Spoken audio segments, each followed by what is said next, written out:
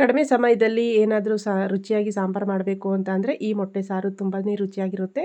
ಹಾಗೆ ಬಂದು ಮುದ್ದೆಗೆ, ಅನ್ನಕ್ಕೆ ಅಲ್ಕ ತುಂಬ ಚೆನ್ನಾಗಿರುತ್ತೆ. ತುಂಬಾ ಕಡಿಮೆ ಇಂಗ್ರೀಡಿಯೆಂಟ್ಸ್ ಬಳಸಿ ಕಡಿಮೆ ಸಮಯದಲ್ಲಿ ಮಾಡುವಂಥ ಸಾಂಬಾರು ಇದು. ಸೊ ಒಂದ್ಸಲ ಮಾಡಿ ನೋಡಿ, ಬಿಸಿ ಅನ್ನಕ್ಕೆ, ಬಿಸಿ ಮುದ್ದೆಗೆ ತುಂಬಾ ರುಚಿಯಾಗಿರುತ್ತೆ. ಬನ್ನಿ ಹಾಗಾದರೆ ಲೇಟ್ ಮಾಡದಿರ ಮೊಟ್ಟೆ ಸಾಂಬಾರನ್ನ ಹೇಗೆ ಮಾಡೋದು ಅಂತ ನೋಡ್ಕೊಳ್ಳೋಣ. ನಾನು ಮೊದಲನೇದಾಗಿ 1 ಇಂಚು ಚಕ್ಕೆ ತಗೊಂಡಿದ್ದೀನಿ. ಹಾಗೆ ಒಂದು 3 ರಿಂದ 4 ಲವಂಗ ತಗೊಂಡಿದ್ದೀನಿ. ಹಾಗೆ ಇಲ್ಲಿ ನಾನು 1 ಇಂಚು ಶುಂಠಿ ತಗೊಂಡಿದ್ದೀನಿ. ಹಾಗೆ ಬಂದು ನಾನಿಲ್ಲಿ 1 ದಪ್ಪು ಟೊಮೊಟೊ ತಗೊಂಡಿದ್ದೀನಿ. ಹಾಗೆ ನಾನು 1 ದಪ್ಪು ಈರುಳ್ಳಿ ತಗೊಂಡಿದ್ದೀನಿ. ಹಾಗೆ 2 ಗೆಡ್ಡೆ ಬೆಳ್ಳುಳ್ಳಿ ತಗೊಂಡಿದ್ದೀನಿ. ಹಾಗೆ ಮತ್ತು ಒಂದು ಅರ್ಧ ಹೋಳು ಕಾಯಿ ತಗೊಂಡಿದ್ದೀನಿ. ನಾನು ಹಸಿ ಕಾಯಿನ ತುರಿದಿಟ್ಕೊಂಡಿದ್ದೀನಿ. ಹಾಗೆ ಬಂದು ನಾನು ಇಲ್ಲಿ ಮನೇಲೇ ಮಾಡಿರುವಂಥ ಚಿಕನ್ ಮಟನ್ ಸಾಂಬಾರಿಗೆ ಏನು ಪೌಡ್ರ್ ಮಾಡಿಟ್ಕೊತೀವೋ ನಾವು, ಆ ಪೌಡ್ರನ್ನ ನಾನು ಇಲ್ಲಿ ಬಳಸ್ತಾ ಇದ್ದೀನಿ. ನಿಮ್ಮ ಹತ್ರ ಈ ಸಾಂಬಾರು ಪುಡಿ ಇಲ್ಲ ಅಂದರೆ ಪರವಾಗಿಲ್ಲ, ನೀವು ಕೊತ್ತಂಬರಿ ಪುಡಿ ಒಂದು 2 ರಿಂದ 3 ಸ್ಪೂನು ಕೊತ್ತಂಬರಿ ಪುಡಿ, ಮತ್ತು ಹಾಗೆ ಬಂದು ನೀವು ಅಚ್ಚಕಾರದ ಪುಡಿ 1 ಸ್ಪೂನು ಹಾಕ್ಕೊಂಡ್ರೆ ಸಾಕು. ನಾನು ಈ ನೆಕ್ಸ್ಟ್ ವೀಡಿಯೋದಲ್ಲಿ ನಾನು ಈ ಸಾಂಬಾರು ಪುಡಿ ಮಾಡೋದನ್ನು ಹಾಕಿರ್ತೀನಿ. ಹಾಗೆ ಬಂದು ನಾನಿಲ್ಲಿ ಸ್ವಲ್ಪ ಕೊತ್ತಂಬರಿ ಸೊಪ್ಪು ಹಾಕ್ಕೊಂಡಿದ್ದೀನಿ. ಈಗ ಇದನ್ನು ರುಬ್ಕೊಬರೋಣ ಬನ್ನಿ. ಇವಾಗ ನುಣ್ಣಗೆ ರುಬ್ಕೊಂಬರ್ಬೇಕು ಇದನ್ನು. ನೋಡಿ ಇವಾಗ ರುಬ್ಬಾಗಿದೆ. ಈ ರೀತಿ ನೋಡಿ ನೈಸಾಗಿ ರುಬ್ಕೋಬೇಕು. ಎಷ್ಟು ನೈಸಾಗಿ ರುಬ್ತೀವೋ ಅಷ್ಟು ಸಾಂಬಾರು ಚೆನ್ನಾಗಿರುತ್ತೆ. ತುರಿ ಆಗಿಬಿಟ್ರೆ ಅದು ಸಾಂಬಾರು, ಮೊಟ್ಟೆ ಸಾಂಬಾರು ಮೊದಲೇ ಹೊಡ್ಕೊಂಡಂಗೆ ಆಗಿಬಿಡುತ್ತೆ. ಬನ್ನಿ ಇವಾಗ ನಾನು ಒಂದು ಕಡಾಯಿಗೆ ಒಂದು 5 ರಿಂದ 6 ಸ್ಪೂನು ಆಯಿಲ್ ಹಾಕ್ಕೊಂಡಿದ್ದೀನಿ. ಮತ್ತು ಸ್ವಲ್ಪ ಒಗ್ಗರಣೆಗೆ ಜೀರಿಗೆ ಹಾಕ್ಕೊಂಡಿದ್ದೀನಿ.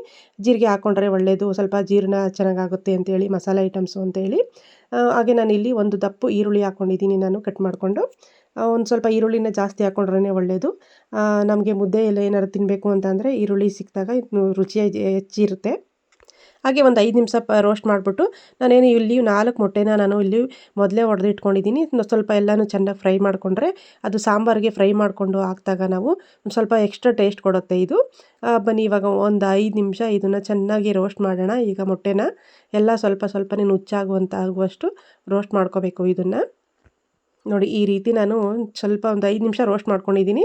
ಈ ರೀತಿ ಒಂದು 4 ಮೊಟ್ಟೆನ ರೋಸ್ಟ್ ಮಾಡಿ ಹಾಕ್ಕೊಂಡ್ರೆ ರುಚಿ ಸ್ವಲ್ಪ ಚೆನ್ನಾಗಿರುತ್ತೆ. ನಾನು ಈಗಾಗಲೇ ಏನು ಮಸಾಲೆ ರುಬ್ಬಿಟ್ಕೊಂಡಿದ್ದೆ ಆ ಮಸಾಲೆನ ನಾನು ಇಲ್ಲಿ ಹಾಕ್ಕೊತಿದ್ದೀನಿ. ಈ ಜಾರ್ನಲ್ಲಿರೋ ಮಸಾಲೆನ ವೇಸ್ಟ್ ಮಾಡೋದು ಬೇಡ. ಇದೇ ಜಾರ್ಗೆ ನಾವು ಸ್ವಲ್ಪ ನೀರು ಸೇರಿಸ್ಕೊಂಡು ನಮಗೆ ಎಷ್ಟು ಸಾಂಬಾರು ಬೇಕೋ ಅಷ್ಟು ಅಳತೆಗೆ ನಮಗೆ ಸಾಂಬಾರನ್ನ ನೀರನ್ನ ಸೇರಿಸ್ಕೊಳ್ಳಿ. ಹಾಗೆ ಬಂದು ಇದನ್ನ ಸ್ವಲ್ಪ ಗಟ್ಟಿಯಾಗೆ ಮಾಡ್ಕೊಳ್ಳಿ. ಸಾಂಬಾರನ್ನ ಜಾಸ್ತಿ ತೆಳು ಮಾಡಿಕೊಂಡ್ರೆ ಅಷ್ಟೊಂದು ರುಚಿ ಅನಿಸಲ್ಲ, ಅದು ಸಾಂಬಾರು ಒಡ್ಕೊಂಡಂಗೆ ಬಂದ್ಬಿಡುತ್ತೆ. ಸ್ವಲ್ಪ ಆದಷ್ಟು ಗಟ್ಟಿಯಾಗೆ ಮಾಡ್ಕೊಳ್ಳಿ ಸಾಂಬಾರನ್ನ. ನೋಡಿ ಈ ರೀತಿ ನಾವು ಮೊಟ್ಟೆನ ರೋಸ್ಟ್ ಮಾಡಿ ಹಾಕಿದಾಗ ಈ ರೀತಿ ಸ್ವಲ್ಪ ಆ ಮೊಟ್ಟೆ ಎಲ್ಲ ಸಿಕ್ಕಿದ್ರೆ ಬಾಯಿಗೆ ತುಂಬ ರುಚಿ ಇರುತ್ತೆ. ನಾನಿಲ್ಲಿ ರುಚಿಗೆ ತಕ್ಕಷ್ಟು ಉಪ್ಪು ಹಾಕ್ಕೋತಾ ಇದ್ದೀನಿ. ನಾನು ರುಚಿಗೆ ಎಷ್ಟು ಬೇಕೋ ನಿಮ್ಮ ಅಳತೆಗೆ ನೋಡಿ ಹಾಕ್ಕೊಳ್ಳಿ.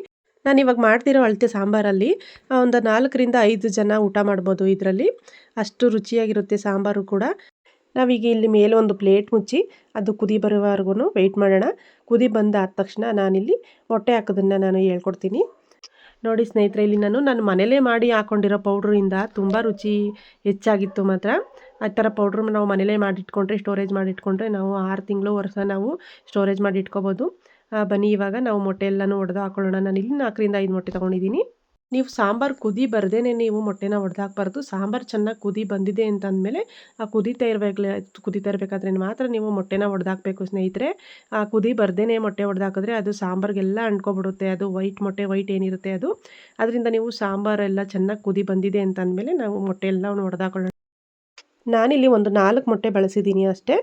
ನಿಮಗೆ ಇನ್ನೂ ಜಾಸ್ತಿ ಮೊಟ್ಟೆ ಬೇಕು ಅಂತ ಅನಿಸಿದ್ರು ಕೂಡ ನೀವು ಆರಾಮಾಗಿ ಹಾಕೋಬೋದು.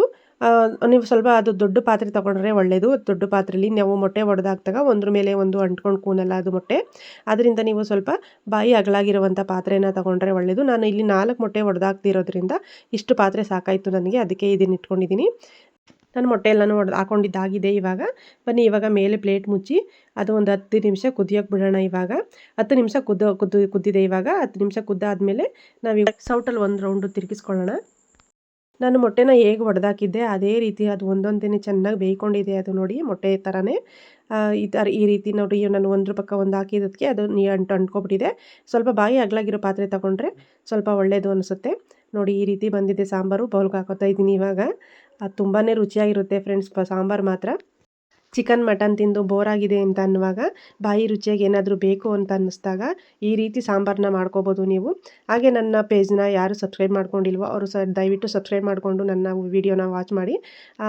ನನ್ನ ವಿಡಿಯೋ ಹೇಗೆ ಬಂದಿದೆ ಅಂತ ದಯವಿಟ್ಟು ಕಾಮೆಂಟ್ ಮಾಡಿ ತಿಳಿಸಿ. Thank you very much.